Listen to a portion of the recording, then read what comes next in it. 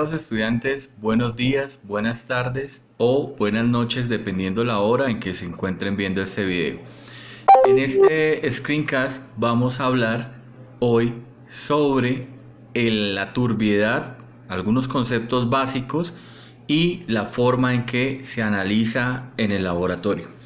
Para empezar, definimos la turbiedad como la medida en la cual el agua pierde su grado de transparencia debido a la presencia de partículas en suspensión.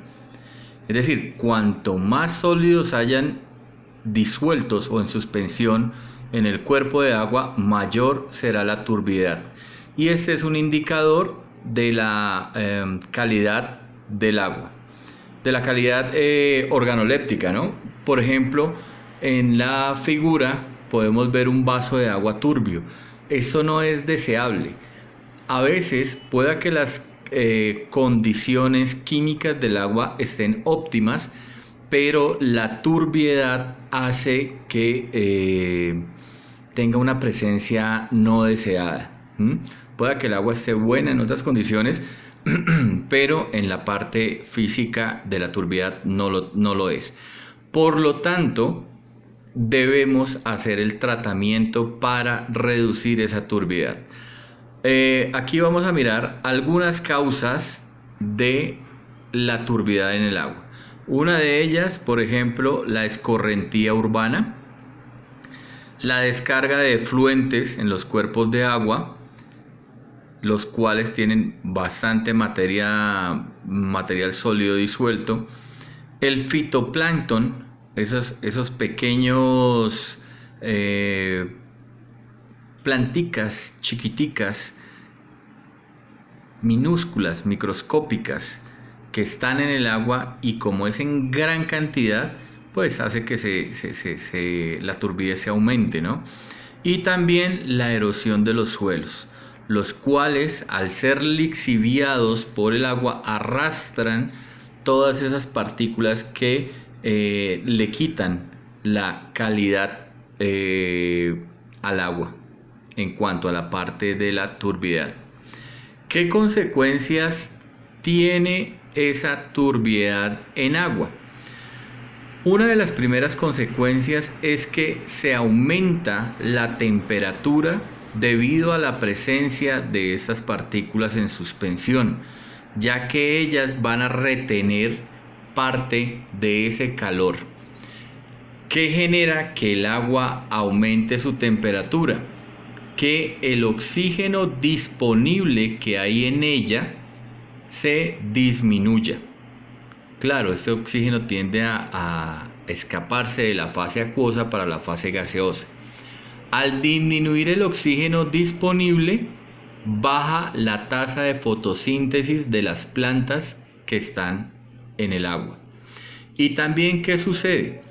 Resulta que esos sólidos en suspensión, cuando los peces toman el agua para capturar el oxígeno de ella y que sale por las branquias, esos sólidos, esas pequeñas partículas, quedan retenidas en las branquias de los peces, lo cual hace que lo que se llaman las agallas o branquias se taponen, y por lo tanto ellos no puedan hacer el intercambio de agua.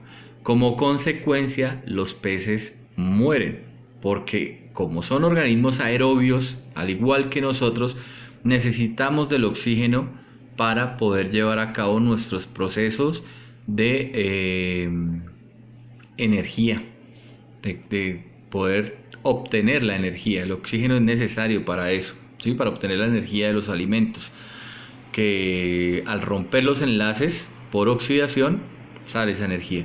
Entonces los peces no pueden hacer ese proceso, y también hace que las larvas, por ejemplo de los mosquitos o de otros seres vivos, se sofoquen. Claro, se aumenta la temperatura y estas larvas mueren. ¿Listo? Bueno, ahora, ¿qué impactos va a tener esto? Uno de los primeros impactos que nosotros vemos en el tratamiento de aguas es que, como lo mencionábamos anteriormente, el aspecto del agua, el aspecto físico, no es el mejor. Es decir, tiene un aspecto estético negativo. Otra, como necesitamos que el agua cumpla cierta normatividad para la turbiedad, entre más turbia sea el agua, pues se necesita más dinero en los reactivos que hacen que esos sólidos se precipiten. Por lo tanto, el costo en el tratamiento del agua se incrementará. Otra consecuencia, otro impacto, perdón, y es que, por ejemplo, en las aguas de minería, cuando salen los metales pesados, o cuando hay una fumigación con pesticidas o también en algunos casos fertilizantes, estos caen al suelo y por escorrentía se van al agua. Ellos tienden a adherirse a las partículas sólidas que están en suspensión. Por ende, la calidad del agua disminuye. Ahora bien, ¿cómo se mide en el campo esa turbiedad? Esa turbiedad se mide mediante lo que se llama el disco Secchi. El disco Secchi es un platico que está dividido en 4 colores, 2 negros, 2 blancos, y viene amarrado a una cuerda. Entonces, yo voy bajando la cuerda y hasta que ya no puedo visualizar más el disco, tomo la medida de la cuerda. Entonces, por ejemplo, si la medida de la cuerda me dio 30 centímetros, entonces como lo pueden ver ahí en la referencia, es menor a 40. ¿Qué significa eso? Que hay demasiado plancton, los peces corren peligro, ya que no pueden recibir mucho oxígeno. Por ejemplo, si dejo de visualizar el disco a más de 60 centímetros, la turbidez no es tan alta. Indica que hay poco plancton y poca disponibilidad de alimento para los peces. En un cuerpo de agua, como por ejemplo un lago, ¿sí?, que es lo mejor que esté entre 40 y 60 centímetros, ya que puede haber una buena cría de peces. En este pedacito se aprecia cómo es que se hace esa medida. Eso se hace utilizando el disco Secchi. En el laboratorio, que es donde nosotros vamos a trabajarlo, se hace mediante este equipo que se llama el turbidímetro. Ese turbidímetro funciona de la siguiente manera. Resulta que a la muestra le va a llegar un haz de luz. Entonces tenemos una lámpara. A esa lámpara, en esa lámpara le va a emitir una luz, la cual le va a llegar a la muestra. Si la muestra tiene mucho sólido en suspensión, pues va a atrapar mayor cantidad de fotones de luz. Si no tiene mucho, pues la cantidad no va a ser tan alta. Entonces, ¿qué va a pasar? Tenemos 2 opciones. La primera, cuando yo hago la medida así, en 180 grados. Entonces tengo la lámpara, tengo la muestra y aquí está el detector. En ese caso, lo que se mide es la relación entre la potencia incidente de luz y la potencia transmitida. Cuando va así la lectura, estoy hablando de turbidimetría. O sea, en 180 grados, así, de una. Usualmente, la potencia transmitida es menor que la potencia incidente. Porque, claro, la muestra absorbe fotones de luz. Bien. Ahora, si la lectura no se hace así, sino la lectura se hace en un ángulo donde se está midiendo la dispersión que causan las partículas en suspensión, hablamos de una medición nefelométrica.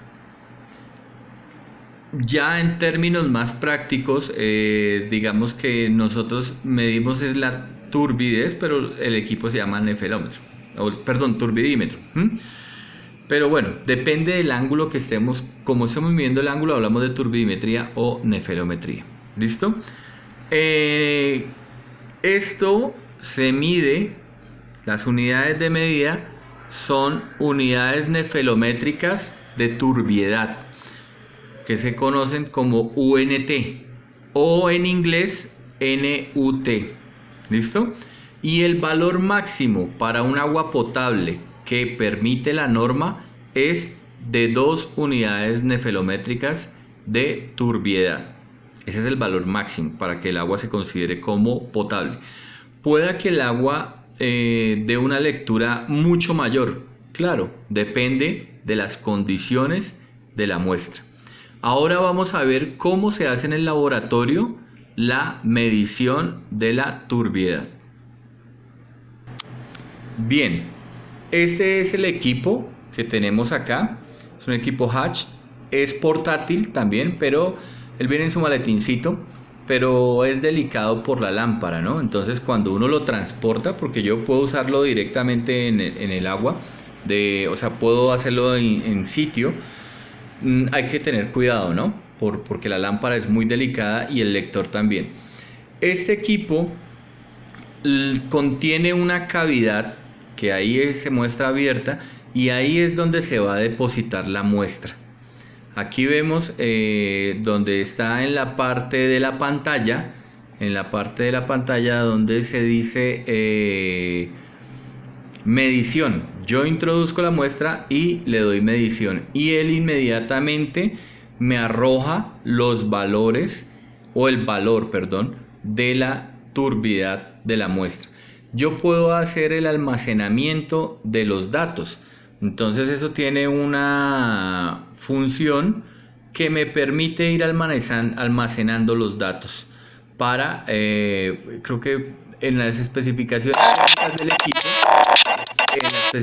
técnicas del equipo, está cuáles son las cantidades de muestras que se pueden almacenar. ¿Listo? Bueno, vamos a ver ahora entonces cómo se maneja el equipo. Antes de hacer el uso del equipo para la lectura de las muestras hay que calibrarlo. Para el calibrado, el equipo trae 4 soluciones, que son las que nosotros podemos ver acá. Una primera solución que es de 10 unidades, ahí está. Una segunda que es de 20, una tercera que es de 100 y una que es de 800. También traen con su código QR en el cual podemos ver la descripción, el lote de la muestra y pues bueno, todo lo relacionado en ella. Aquí podemos ver, por ejemplo, en la de 100, en el fondo se ve algo turbio. Claro, esa es la solución, ese es el sólido, el analito que me va a dar las 100 unidades de turbidez. Entonces, antes de utilizar la muestra, lo que yo tengo del patrón, yo tengo que es homogeneizarlo bien para que la solución quede parejamente el sólido que está ahí disuelto para hacer la lectura. Entonces tenemos 4 patrones de medida y se suele agregar un quinto patrón, en este caso en este tubito que está acá, y ese patrón que trabajamos es agua destilada. Esa agua destilada teóricamente nos va a dar un 0 de turbidez. Entonces vamos a tener 4 puntos en la curva. El equipo a veces no me pide el de 20. Bueno, yo lo puedo calibrar dependiendo como yo lo quiera. Pero entonces empiezo con el 0, que es el agua destilada. Paso al de 10. El equipo me pide el de 100 y el de 800. Yo puedo tomar este punto de 20 también como referencia. Entonces hago la lectura, o sea, meto el frasco, el vial, en el equipo, cierro la tapa y le doy medición. Cuando uno hace ese proceso pasa lo siguiente. Entonces en este caso, por ejemplo, introdujimos el patrón de 10 unidades. Cuando yo le doy medición, él me arroja un valor de 10.1. Cierro la tapita y vuelvo y meto el siguiente valor. El equipo me va a pedir cuál patrón debo introducir. Entonces, por ejemplo, me dirá, introduzca el de 100. Meto el patrón de 100. Le doy medición y él me arroja el valor que tiene ese patrón. ¿Listo? Eso toca hacerlo con todos los patrones para poder construir la curva de calibrado. Estos fueron unos datos que se obtuvieron de un ejercicio que se hizo. Entonces, tenemos las unidades, el patrón y el valor que nos arroja en la lectura. Entonces, por ejemplo, para el agua destilada nos dio un valor de 0,90. Para el patrón de 10 nos dio 9,88. Para el patrón de 20, 20,2. Para el de 100, 101. Para el de 800, 839. Una vez que nosotros hicimos esas lecturas, introdujimos la muestra. Esta muestra nos dio un valor de 11,9. ¿Qué se hace posteriormente? Entonces lo que hay que hacer es construir la curva de calibrado con los valores del agua destilada, que actúa como el 0, el de 10, el de 20, el de 100 y el de 800.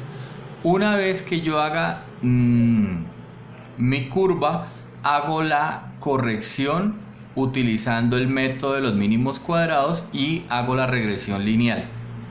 Con ese valor de la regresión lineal, puedo hacer la interpolación del valor de la muestra y así obtener el valor de la turbiedad. Entonces, con los datos que mostramos anteriormente, hicimos la regresión lineal y nos da que la ecuación de la recta es igual a 1,049x más 1,027. Obviamente tenemos que verificar el valor del r cuadrado y el valor del r para poder seguir adelante. Una vez verificados estos datos, hacemos la relación con la muestra y nos da que la muestra tiene un valor de 12,3 unidades de turbiedad. Si lo comparamos con lo que habíamos dicho inicialmente, de que máximo tiene que ser 2, vemos que esta agua, en cuanto a la característica de turbiedad, no es potable. Y esa es la forma en que se mide la turbiedad utilizando el equipo, el turbidímetro, en el laboratorio. ¿Listo? Esto lo pueden complementar también con el material de la infografía, que lo pueden volver a ver y repasar cuantas veces lo deseen. ¿Dónde está la clave en este punto? Hacer bien las lecturas, sacar la regresión lineal y una vez verificado los datos del r cuadrado y del r, podemos hacer la interpolación con la muestra. Bueno, hasta aquí la explicación de cómo se hace la medición de la turbiedad en el laboratorio. Hasta un próximo evento.